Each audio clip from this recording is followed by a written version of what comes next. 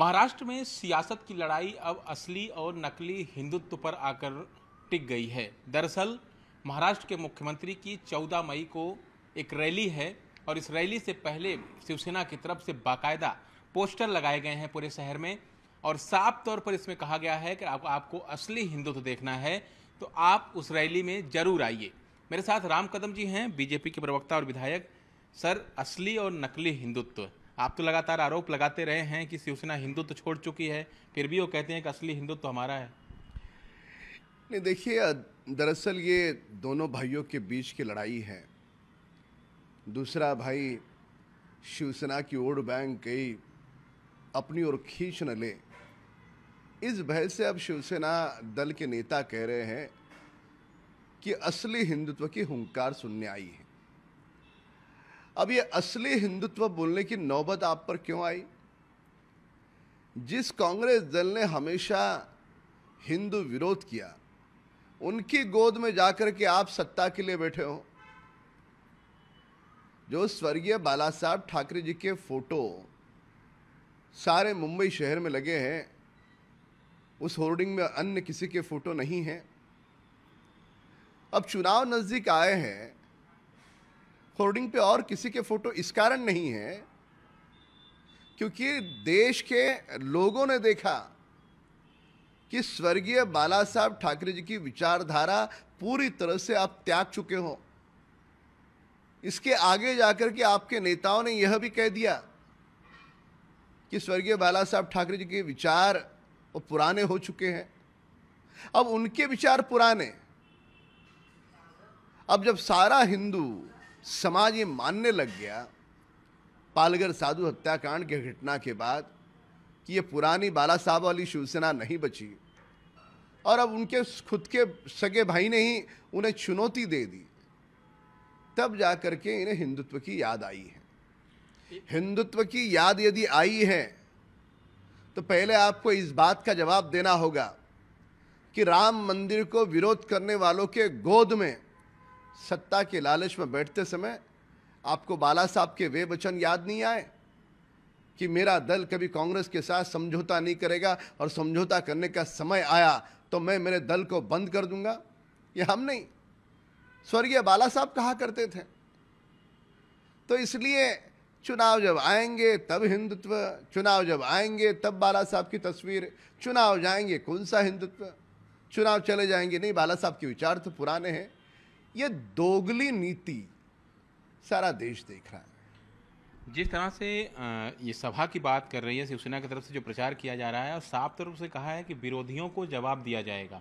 जिस तरह के आरोप बीजेपी उन पर लगा रही है, जिस तरह के आरोप से एमएनएस उन पर लगा रही है, हर आरोप का जवाब इस रैली में उद्धव ठाकरे देंगे। और आपने टीजर भी देखा होगा जिसमें कह रहे हैं कि जो दादागिरी करेगा उसे हमको तोड़ना भी आता है। देखिए, एक निर्दलीय सांसद ने जिस दल के 56 विधायक है, 18 सांसद है, ऐसे दल को चेतावनी दी। इसके पहले अभिनेत्री भी चेतावनी दे चुकी है। तो कहीं ना कहीं शिवसेना दल पूरी तरह से हिल गया है और जनाधार जो इसके पूर्व था वो पूरी तरह से वो खो चुके हैं। तो इसलिए भयभीत शिवसेना, इनकी अब ये मजबूरी बनी असली और नकली हिंदुत्व बताने की। जिसका असली हिंदुत्व है उसे बताने की नौबत नहीं आती कि हमारा हिंदुत्व असली है। हिंदू विरोधियों के साथ बैठ करके आप हिंदुत्ववादी बातें करोगे? क्या देश के लोगों को इतना मूर्ख समझते हो? गिरगिट से भी अधिक तेजी से रंग बदलते हैं ये लोग। एक अहम सवाल कि जिस तरह से बीजेपी पर भी लगातार हमलावर रहे हैं और आपने देखा होगा कई सारे बयानात आए हैं, या फिर अब राज ठाकरे लगातार बयानबाजी कर रहे थे, तब भी वो कह रहे थे कि उसके पीछे बीजेपी है। यानी कुल मिलाकर वो बीजेपी को मास्टरमाइंड बता रहे हैं पूरे इस खेल में। कह रहे हैं कि हिंदुत्व के पीछे बीजेपी का एक अलग चेहरा है और लोगों को आगे करके वो इस तरह का खेल खेल रही है। खैर, दरअसल गोल जिलेबी घोलते घोलते क्यों न हो, शिवसेना ने ये मान लिया कि हिंदुत्व ये बीजेपी का मूल मुद्दा है, ये हमारा मूल आत्मा है, हमारा मूल विषय है। ये तो देश जानता है। तुम्हारा कौन सा विषय है? कांग्रेस के साथ और राम मंदिर के निर्माण पर सवाल उठाने वालों पर उनके साथ अब सत्ता साझा करते हो और भाजपा को सवाल पूछते हो। अब अपने ही घर के भाई ने जब चुनौती दी तब तुम्हें अयोध्या की याद आई। जब अपने ही भाई ने कंधे पे भगवी शाल ओढ़ ली तो आपको डर लगने लग गया। तो सारा देश जानता है कि असलियत केवल मात्र इतना ही है कि सत्ता के लालच में वो पुरानी शिवसेना वर्तमान में नहीं रही। एक आखिरी सवाल सर कि 14 मई को शिवसेना की रैली, 15 मई को बीजेपी की रैली, क्या ये मान के चला जाए कि बीजेपी की जो रैली होनी है वो इसी रैली का जवाब है? देखिए, हम विगत 2.25 वर्षों से लगातार ये महाराष्ट्र सरकार की वसूली और ये सरकार की अकर्मण्यता हम देश के सामने रख रहे हैं।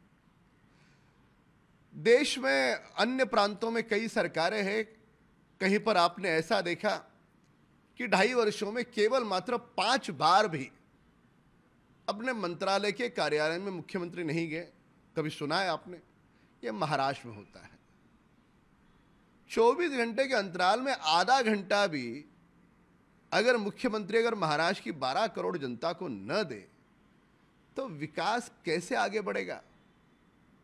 इसलिए धड़ल्ले से महाराष्ट्र में कानून व्यवस्था पूरी तरह से समाप्त हो चुकी है, अराजकता है, हिंदुओं की आवाज दबाने का दुस्साहस है।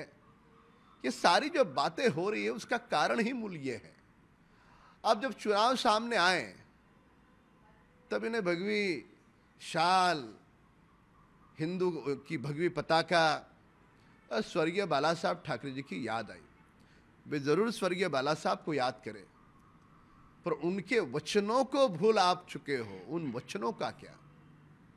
तो जाहिर तौर पर दरअसल मुख्य मुद्दा ये है कि आने वाले कुछ दिनों में बीएमसी सहित महाराष्ट्र के कई महानगर पालिकाओं में चुनाव का ऐलान होना है और बीजेपी का सीधा सीधा आरोप है कि इन्हीं चुनावों को देखते हुए शिवसेना को हिंदुत्व की याद आ गई, शिवसेना को बाला साहेब की याद आ गई और इसलिए जब उनके भाई ने चुनौती दी है तो अब वो खुद को ये बताने में लगे हुए हैं कि असली हिंदुत्व का मुद्दा उनके पास ही है। कैमरा आज के साथ दिवाकर सिंह, न्यूज़ 18 इंडिया, मुंबई।